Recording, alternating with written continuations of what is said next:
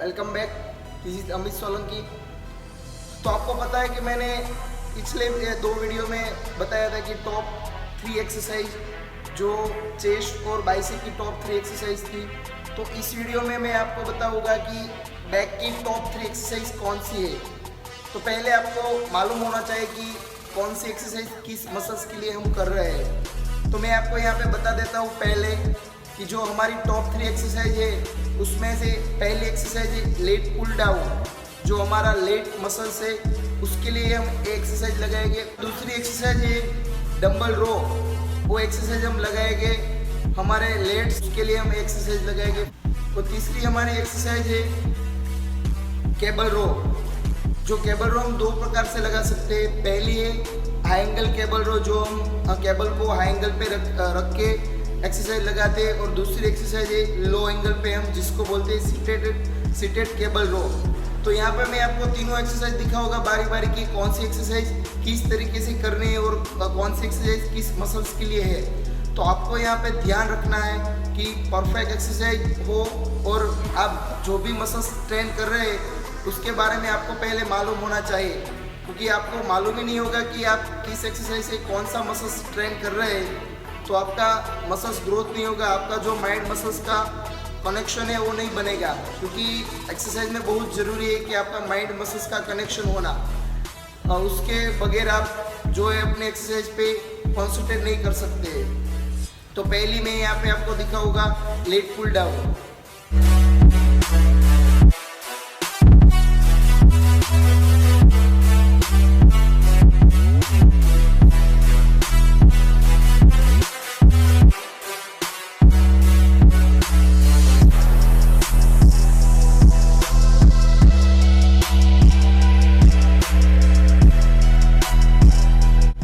जो late pull down exercise लगाई है वो हमारे लेट्स मसल्स के लिए, यानी कि जो हमारा जो लेट्स बड़ा वाला मसल्स आता है उसके लिए हमने जो पहले एक्सरसाइज वो लगाई है।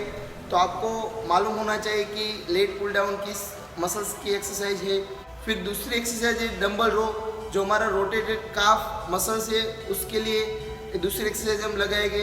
तो आपको ध्यान से देखना है कि इस एक्सरसाइज को किस तरीके से लगाना है। आपका जो फॉर्म है वो सही रहना चाहिए, क्योंकि इसमें बहुत लोग गलतियां करते हैं, ज़्यादा मुड़ जाते हैं, उसका जो स्पाइन है वो बेंट हो जाता है। तो हमें यहाँ पे वो गलतियां नहीं करनी है।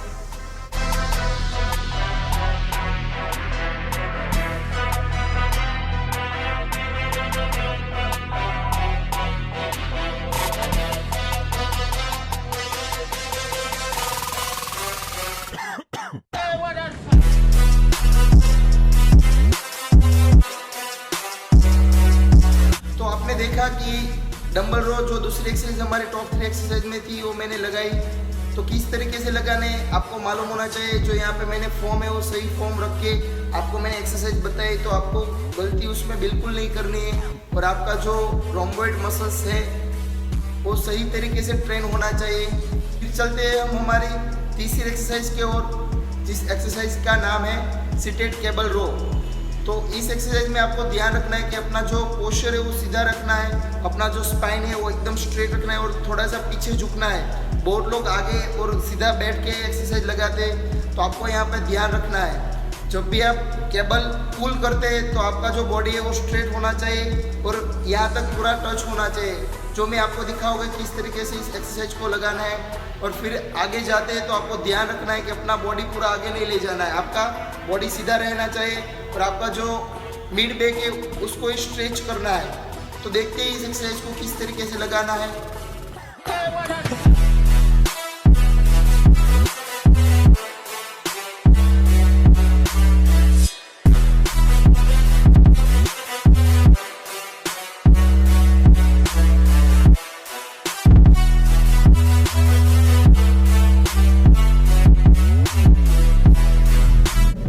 तो आपने देखा कि सीटेड केबल रो मैंने किस तरीके से लगाया।